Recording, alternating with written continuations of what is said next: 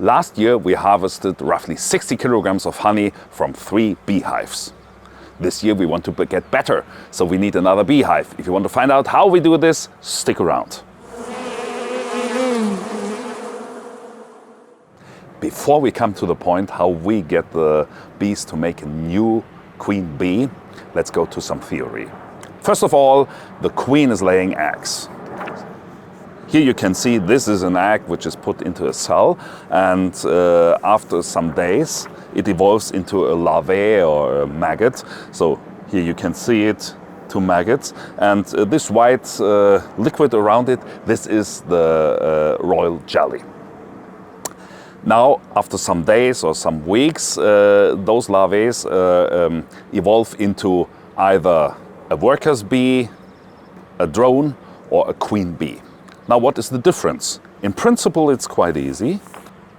One of the differences is that the cell for the queen bee is much larger. This is due to the fact that the queen bee will be much larger than a normal bee. A second difference is that this larvae of the queen bee has been fed over more or less the whole time, a much longer time, with royal jelly.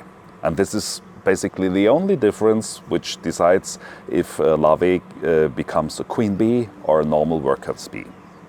Now the question is, how do the bees decide to make a new queen? There are basically 3 reasons for that. One reason is they want to multiply the colony. This means they are making a new queen, and the old queen is leaving with a whole bunch of the normal bees and is founding a new colony somewhere else.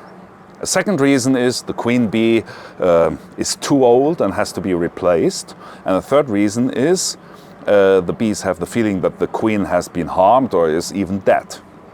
And the third reason is the point we are using. We want to emulate the situation that they have lost her queen, and so they have to produce a new queen. Let's take a closer look over there.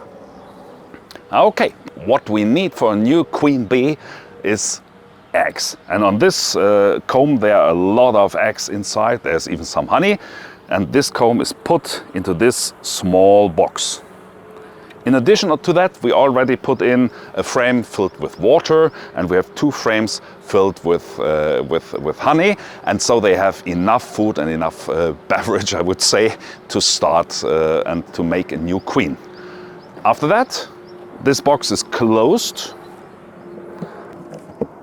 and we place it some kilometers away so that they don't fly back to their old beehive.